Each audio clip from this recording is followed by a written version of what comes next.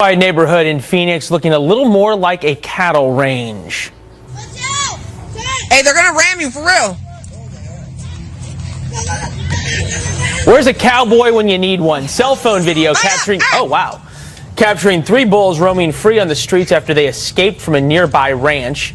Nobody was hurt. The bulls wandered around for a bit before the owner evidently came and rounded them up. Truck versus bull right there. It's unclear, though, how the bulls broke out in the first place. Yeah. Who won that battle, though? You're ready with your cowboy boots on. Always. Well, a powerful nor'easter is slamming New England. More than a foot of snow falling in some places. And this is the scene in Maine. Take a look, where travel conditions are treacherous. The storm also knocking out power for more than 100,000 people. Meteorologist Janice Dean is live from the Fox Extreme Weather Center. And you're ready for a party regardless, nor'easter or not. It's my last, well, almost my last official weather hit for 2016.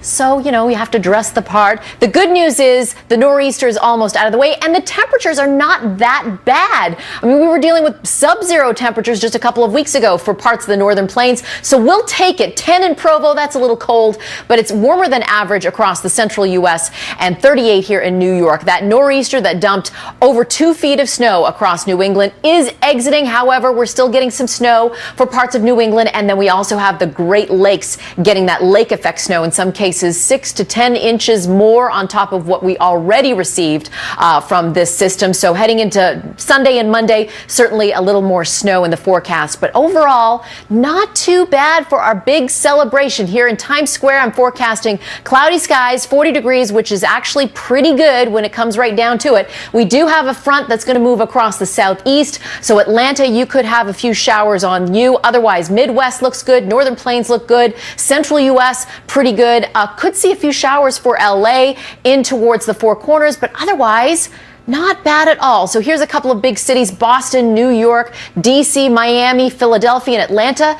Again, you could see some scattered showers here in Atlanta, Georgia, and in Chicago and St. Louis and Phoenix and Houston. Los Angeles, you could get a few showers there, as well as Seattle. But again, pretty darn good. And your New Year's Day looks even better than that. Much of the country is quiet. We could see a few thunderstorms over Texas, and then the East Coast looks good. Again, more showers for the Southeast, but otherwise not a bad forecast for the last official Friday of 2016. Heather? Yeah, maybe a sign of things to come for the new year. We'll see about that. I don't know. There's more winter to come, my friend. Right. Happy New Year to you both, you and Eric. To you too. All right. Bye-bye. You and yours, Janice. Well, this is you said the old wives' tale, right? Yes. What you do on New Year's, you do for the rest of the year. Yes. Therefore, if the weather's good, it should be good the rest of the year. But that's usually why I always like to be working, because you'll have a job the rest of the year. I like that. Yep. I like that. All right, and we both will be. All right.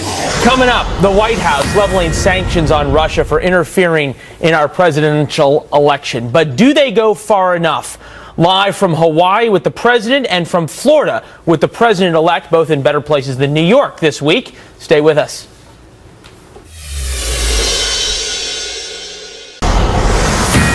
The Kremlin holding its fire after the White House punishes Russia for cyber hacking. President Vladimir Putin ignoring recommendations for retaliation after the U.S. expels 35 Russian diplomats. Welcome to a brand new hour of America's Newsroom. I'm Heather Childers. And a lot of news for a Christmas week. One day before New Year's, I'm Leland Vittert. Bill and Martha off today. President Obama taking action against Russia, but Putin refusing to even the score. Instead, he claims he's waiting to get a fresh start at restoring relations when President-elect Donald Trump takes office. We have Fox team coverage for you. Peter Ducey covering the Trump transition in Palm Beach, Florida, and White House correspondent Kevin Cork live in Honolulu. Lucky guy there. Kevin, you asked the White House why not let the incoming Trump administration deal with the Russians. Good question. Did they have a good answer? Well, I thought the answer was sort of what I expected, which is, listen, Kevin, the clock's not at zero, it's still running, and we're going to run all the way through the tape, right? That's sort of boilerplate stuff in terms of political speak inside Washington. But I must say this, they did have an opportunity to sort of weigh whether or not they wanted to do something now or simply leave it. But they felt like, given what happened in the run-up to the 2016 election, they wanted to make something happen and make the Russians pay. Now, we have been talking at length, frankly, Heather, over the last 24 hours about what the Russians might do in retaliation. But we do know, at least from this perspective, the president has already ordered that a couple of facilities be shuttered, including one in New York and one in the state of Maryland, making sure that that was part and parcel to this sort of retaliation for what was perceived as cyber intrusion in the lead up to the 2016 election. Now, I want to share just part of what the president has been saying about this. Of course, the Russian operatives, nearly 36 of them, have now less than 72 hours to leave the country. The president saying in his statement, these actions are not the sum total of our response to Russia's aggressive activities. We will continue to take a variety of actions at a time and place of our choosing, some of which will not be publicized. And that's an important aspect of all this, Heather, because keep in mind, the cyber response is probably where the majority of the meat will be. The White House, of course, placing the blame on Vladimir Putin for the supposed hacking of the DNC emails, including the Clinton campaign chair, John Podesta. And Eric Schultz says that's why they chose to act now.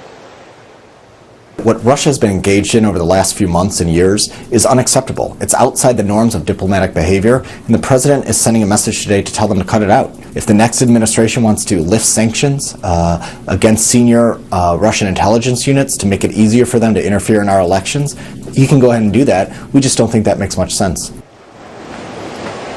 So there you go. Cut it out, knock it off, and that's why they're making the decisions they're making right now, Heather. So any indication of what the Russians will do to react to these moves by the Obama administration? You know, it's interesting. I've been covering politics for a long time and very obviously well aware of what the Russians generally do in situations like this. They react very quickly, right? And yesterday you saw closing schools down, making declarative statements. But very interesting today, Vladimir Putin, the Russian president, seems to be taking sort of a wait-and-see attitude, figuring he'll wait until the Trump administration takes over in a few weeks to see exactly how they might respond. Let me share part of his statement as they continue to sort of unpack what the White House has done and what their response may in fact be. Again, this is from Vladimir Putin. As it proceeds from international practice, Russia has reasons to respond in kind. Although we have the right to retaliate, we will not resort to irresponsible kitchen diplomacy, but we'll plan our further steps to restore Russian-U.S. relations based on the policies of the Trump administration. A thaw? We'll all have to wait and see. Heather, back to you. We'll see. And opposite of what the Russian Foreign Ministry had suggested this morning, that they do, in fact, expel those diplomats from the U.S., from Russia. All right, thank you very much for joining us, Kevin. President-elect Trump responding to all this after saying it was time to move on. He's changing his tune a little bit. Peter Ducey following the president-elect from his Mar-a-Lago estate in Palm Beach. So, Peter, give us a sense of the evolution here now in terms of where Mr. Trump's policy is on exactly what the White House did with Russia.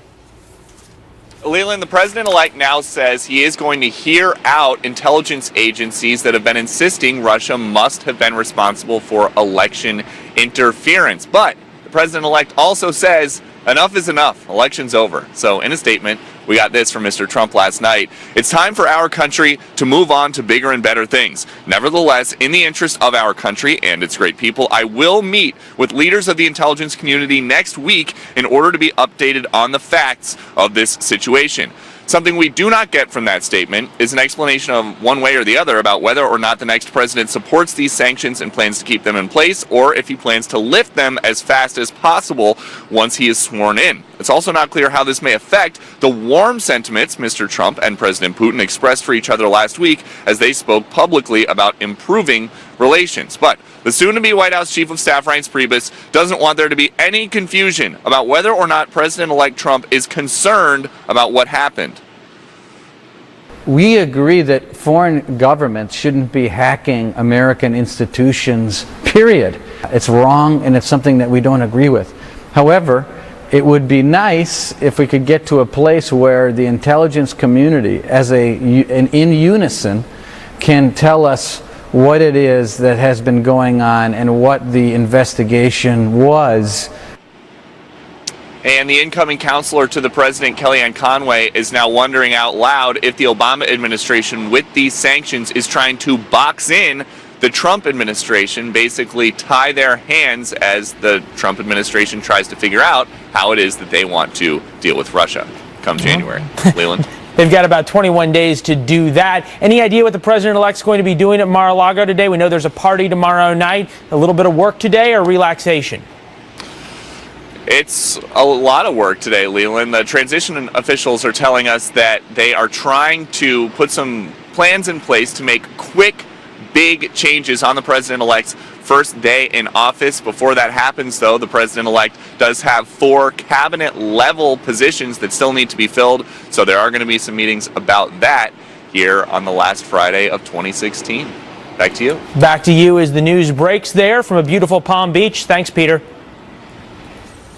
Well, for more on this, let's bring in Steve Hayes. He's the editor-in-chief of the Weekly Standard and a Fox News contributor. Thank you for joining us, first of all. Morning, Heather. So let's start where Peter Doocy just left off, and that is the president-elect's response to Russia. What is your opinion on what he had to say, which is, move on, but he is going to meet with some of the intelligence leaders to get a full view of everything that's happened? Well, I think it was important that Reince Priebus, the chief of staff, said what he said last night on the O'Reilly Factor to make it clear that the incoming Trump administration won't abide any foreign attempts, particularly by hostile powers, to interfere with our elections or the parties who are participating in those elections. It's important to clarify that nobody here, not even the White House, is claiming that the Russians attempted to actually hack or successfully hacked our electoral systems.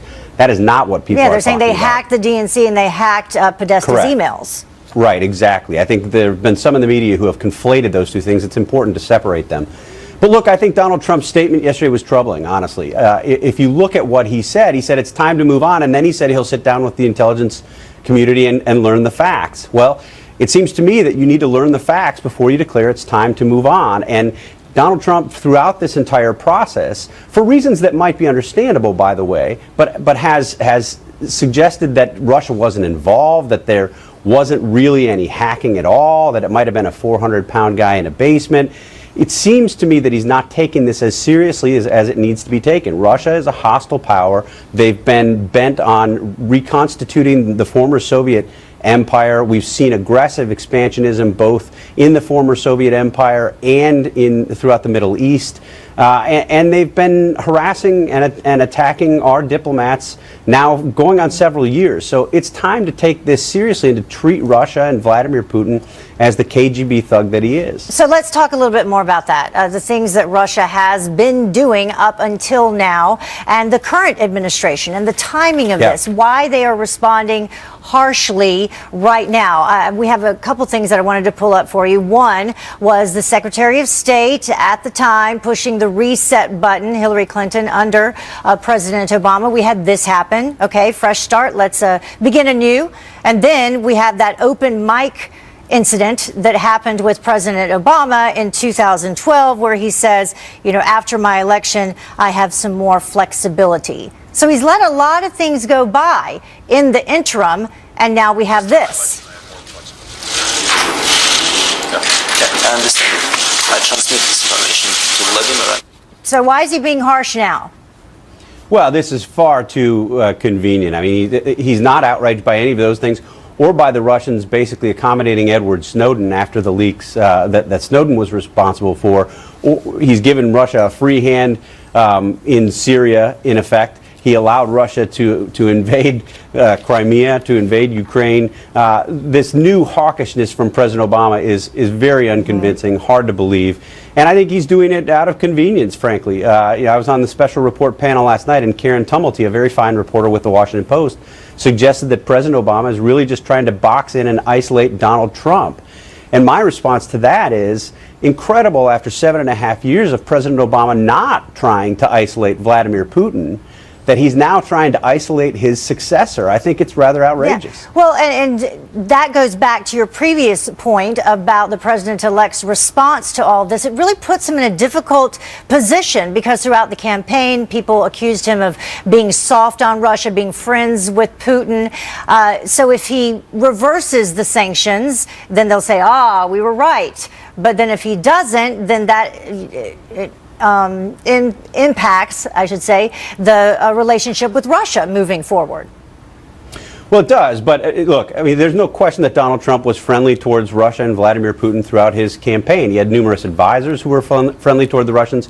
He sought at a number of different intervals to excuse Russian bad behavior. There was that one famous exchange that he had where he was presented with information that Vladimir Putin was killing journalists and others, and he said, well, America's kills people too. There are reasons to be concerned about Donald Trump's closeness with Vladimir Putin and Russia, and his willingness to embrace a thug rogue regime like the one that Vladimir Putin operates.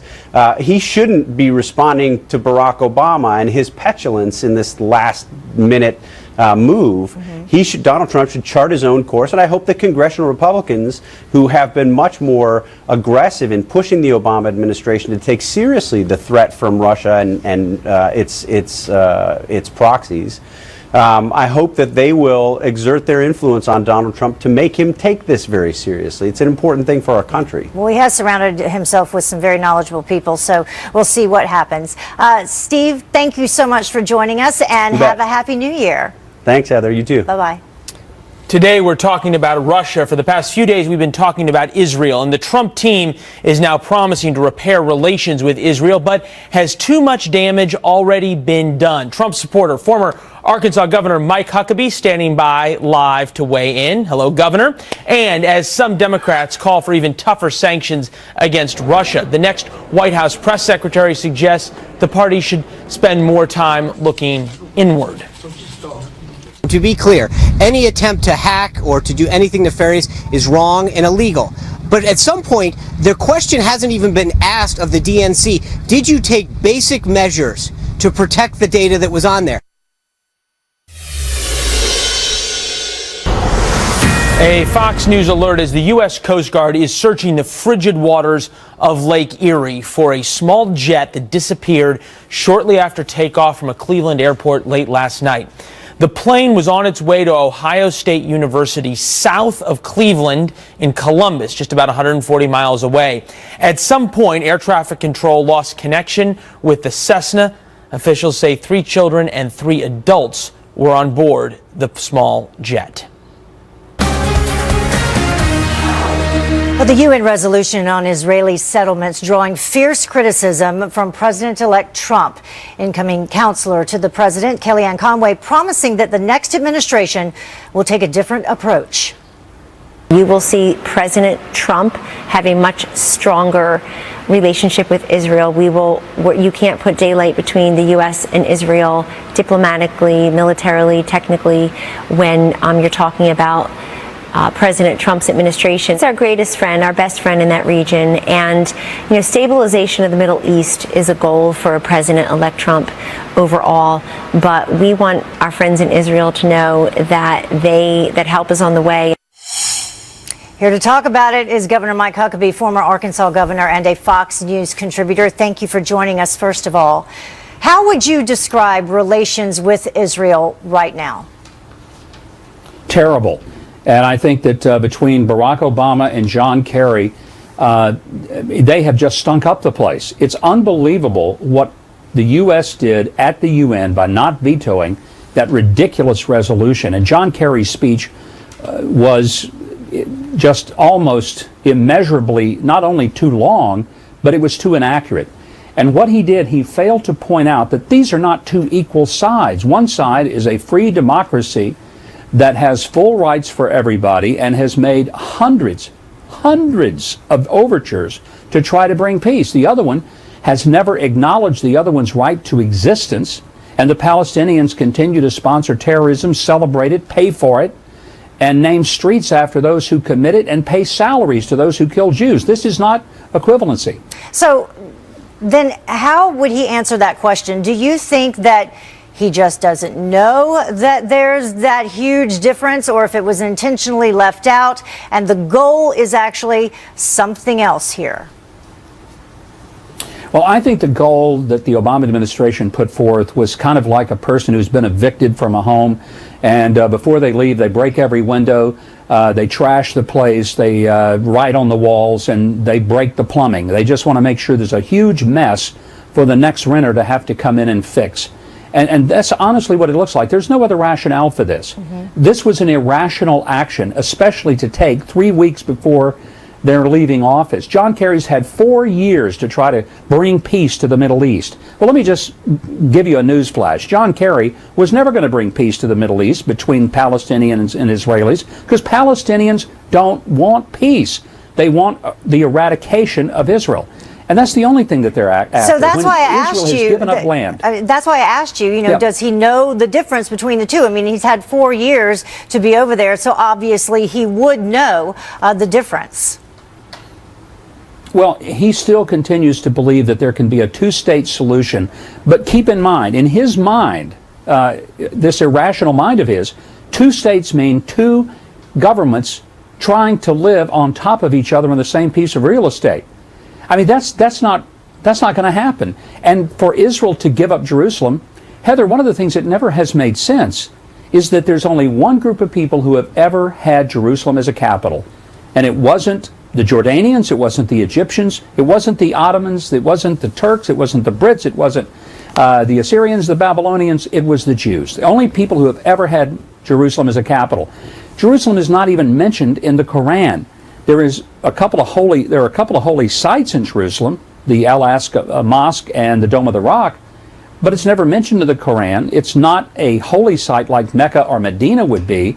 And here's one of the other things.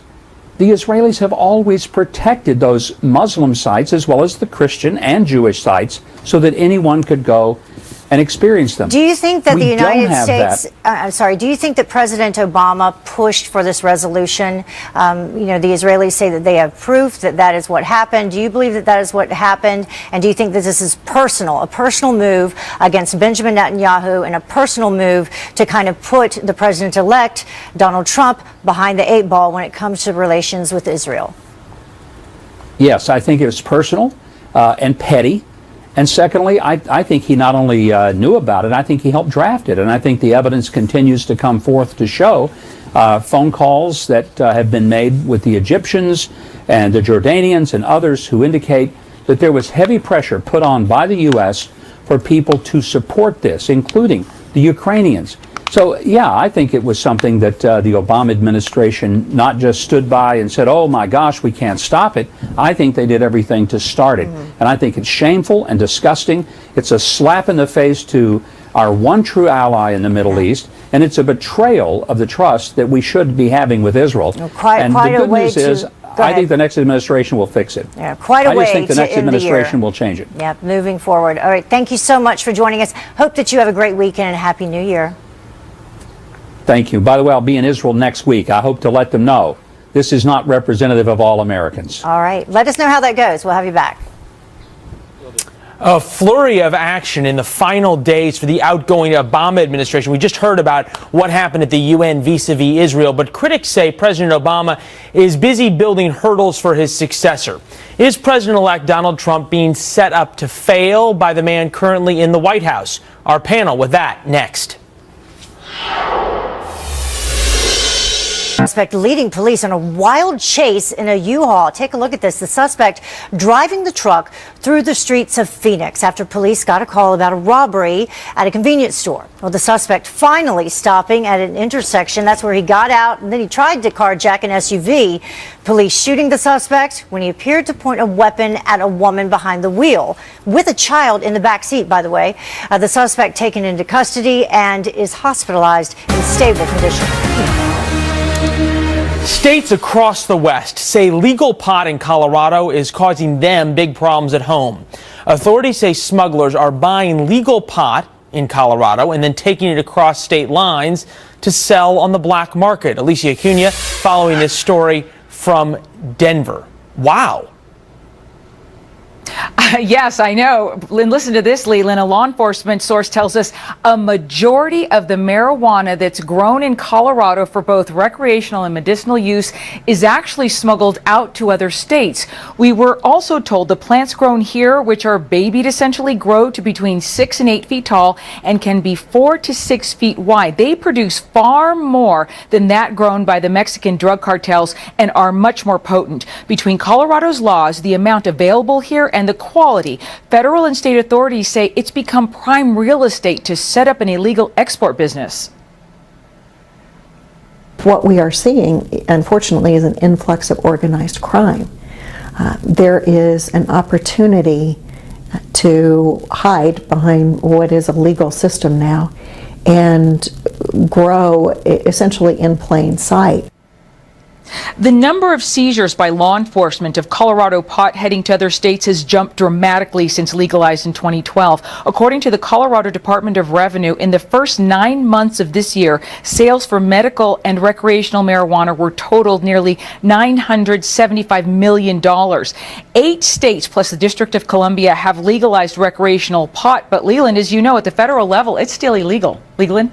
Not only illegal, but obviously the DEA is charged with stopping it. You've got customs at the border. Any indication that things are going to change at the federal level to deal with this problem that's existing out there? Right, that's a big question here, right. Well, President-elect Trump was asked about this while on the campaign trail, and he says when it comes to medicinal, it's okay. Recreational, no. Now, President Obama, in an interview with Rolling Stone, said, quote, "It is untenable over the long term for the Justice Department or the DEA to be enforcing a patchwork of laws where something that's legal in one state could get you a 20-year prison sentence in another." However, I should note, the president said he is not advocating for a policy change. Leland? All right, we'll see what happens over the next 8 years. It will be interesting for sure. Alicia Acuna in Denver. See you soon. Well, some Democrats say not enough is being done to punish Russia for cyber meddling in the 2016 election. But now there's some new questions about the DNC. Should they take some of the blame? And Amazon looking for new ways to get your packages to you even faster. Check this out. We've got the Amazon drone, but what about a flying warehouse? A Fox News alert has new concerns about the cyber hacking, which exposed thousands of sensitive emails written by Democratic officials. The interim chair of the DNC saying the White House needs to do more to punish the Russians. But incoming White House Press Secretary Sean Spicer saying, why hasn't the DNC taken blame for allowing it to happen in the first place? To be clear, any attempt to hack or to do anything nefarious is wrong and illegal. But at some point, the question hasn't even been asked of the DNC. Did you take basic measures to protect the data that was on there? No one wrote those emails, no one put a private server on there, and no one seems to have done the due diligence at the DNC to protect their own system. Susan Crabtree, senior congressional correspondent for the Washington Examiner. Nice to see you. Nice to see you. You think about it, Sean Spicer sort of has a point, especially considering we learned back in December that the FBI called the DNC, said you're being hacked, and the DNC didn't do anything. Well, I think this is a little bit of blaming the victim here. You know, we have all the U.S. intelligence agencies finding that Russia was responsible for this hack. It's time to move forward. I'm sure the political committees now will beef up their security now that they know that they might be targeted and that Russia and other entities might be meddling in our elections. But it is really time to move forward and change the protocols. What I thought was interesting about that scenario was the FBI just kept phone calling the little low-level IT staffer. They never made the 1-mile trek over physically to tell the DNC, at least early on, that there was the severity of the problem. Okay, but it's at some level, though, is this the DNC crying over spilt milk and saying, oh, no, it's not that the voters rejected our policies. It's not that people found Hillary Clinton to be a lying, untrustworthy candidate. It's that we were hacked. It was the Russians. Therefore, President Obama needs to do something about this. We don't have to clean our own house. Well, of course, you had the Russians antagonizing, harassing diplomats overseas. Back in June, there were reports about this. This is a little too late for President Obama's. His policy on cybersecurity has been too little too late for a long time. We've had he was holding up the cybersecurity bill for many, many years with a veto threat. The lawmakers involved in that are very upset about that. And we haven't had severe repercussions against the victims or the perpetrators for in the China breach. Yeah. You know, we had 21 million personal people with private citizens, U.S. citizens. And where was the Democrats' sound and fury on that? So it looks obviously political at this point. So to that end, what percentage of this and the outrage we hear from President Obama and from the DNC, what percentage of the outrage and these retaliatory matters are genuine concern for a clear and present danger against the United States? What percentage are an attempt to either sort of undermine Trump's victory or to in some way box him in come January 20th? Well, I think it's a little bit of everything that you mentioned. You know, Trump has kind of put himself in a bad position here, I think, because he's saying that he wants to be friends with Russia. Yes, we had a Russia reset with George W. Bush, and we had, again, that hot mic moment with President Obama, but we saw that that is not working and that they're antagonizing our elections right now. This is very serious meddling in our elections. Very serious stuff that deserves an appropriate response. And what we've seen here, the president on his way out the door, he's finally doing something. He had, you know, months and years to do something, and he hasn't done any deterrence on cybersecurity. So yeah, I think that he's taken his chance on it. It's certainly his right to do it on the way out the door, but again, too little too late here. As we listen to the Trump talking points on the other side, they of course do what Sean Spicer did, which is pivot towards the DNC, pivot towards the Democrats, pivot towards the point you just made about President Obama. But that at the same time, up until this statement we got late last night, the president-elect has basically flatly rejected anything in terms of the Russians being involved, and now is saying, well, I'll take a briefing on it, but I'm not really sure. Is this because he doesn't want anything that could possibly undermine his victory? So this is sort of a way of building a wall around his victory? Or is there something else going on that we may not quite understand in terms of his relationship with Russia? Well, I think that's the $65,000 question right now. I mean, honestly, he is right as a new president coming in to have a new engagement with Russia. That is his right. He's obviously trying that. He's made no secret of that. Well, President Obama tried it. President Bush tried it. Didn't work very well, yes, but they both did it. It's not working, but he's going to give it another stab. We have members of Congress who are going to be leading these investigations. Obviously, Trump and several members, key members of Congress, McCain, Lindsey Graham, others, he's on a collision course with them over Russia. And we'll see how it comes out, but this is not a very good way to start the administration, and President Obama is capitalizing on that. Yeah, big questions, especially when it comes to the confirmation hearings for Rex Tillerson, Secretary of State, who's very close to Vladimir Putin. Susan Crabtree covering it from Washington for the Washington Examiner. Thank you, ma'am. Happy New Year. Happy New Year to you. Heather. Well, the U.S. Navy aircraft carrier that helped deliver the first airstrikes against ISIS is now heading back into the fight. Fox News paid a visit to the USS George H.W. Bush ahead of its deployment. Lucas Tomlinson is live for us from the Pentagon with more. Hi, Lucas.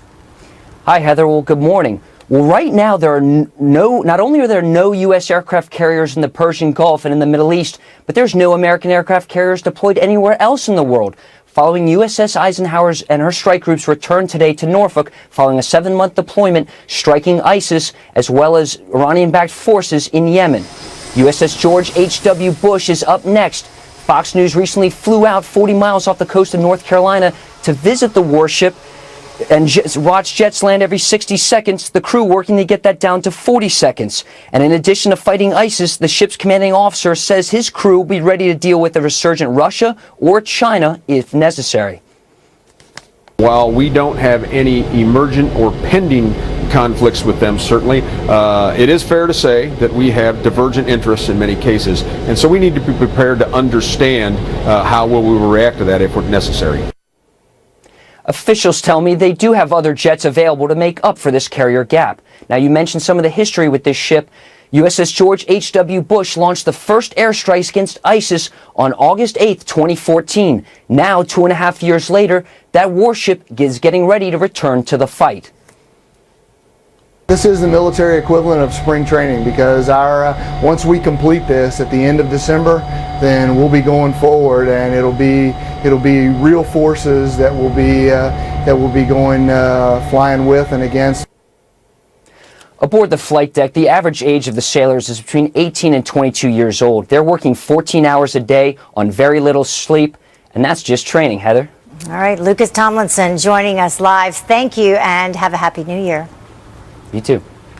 A senior Trump advisor is sounding off about the Russian sanctions we've been talking about. Disappointed to read in David Sanger's New York Times piece this evening the allegation or the supposition that perhaps one reason that these sanctions are taking place is to, quote, box in President-elect Trump, forcing him to take a position or otherwise once he takes office.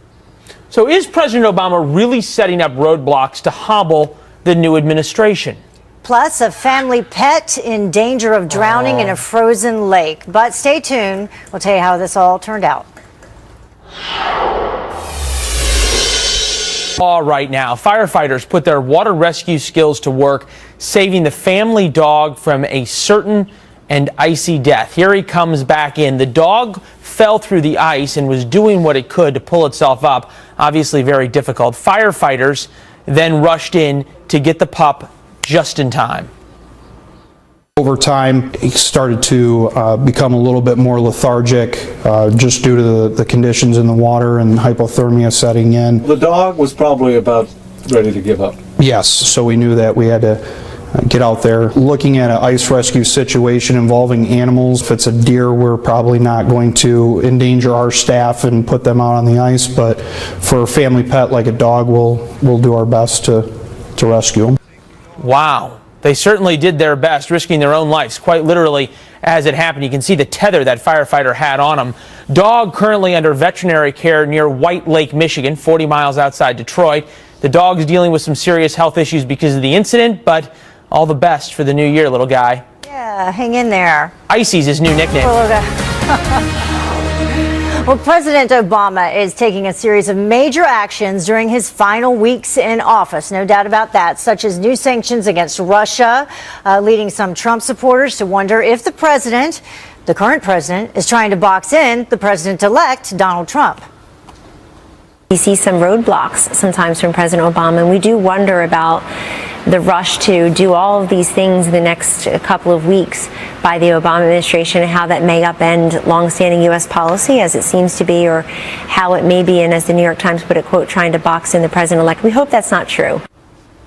Rachel Campos Duffy is a Fox News contributor, and Kathy Aru is a journalist, and she's the publisher of Catalina Magazine, author of Latino Wisdom, and co-host of the web series Red Mom, Blue Mom. Thank you both for joining us today as we potentially move into a new year with a lot going on. I mean, not potentially, we are moving into a new year. We do have a lot going on, right? Yes. Okay, so we mentioned the Russian sanctions. That's just one of the potential roadblocks that President Obama has put into place as president-elect Donald Trump moves into office. Do you think all of this is intentional, Rachel?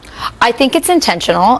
They're roadblocks, but I don't think that they're going to put a halt or even slow down the Trump administration. Look at who he's put into his cabinet. These are people who are can-do people. I don't think this is going to stop the Trump agenda.